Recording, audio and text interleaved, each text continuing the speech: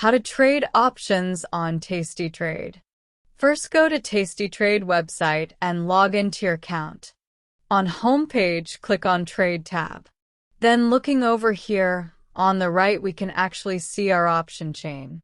Then up here at the top we can see the stock that we're looking at right now.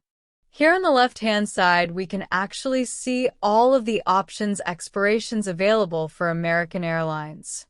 So here we can see the November 4th expiration, we can see the November 11th, and we can see it goes all the way out to the January 17th expiration of 2025.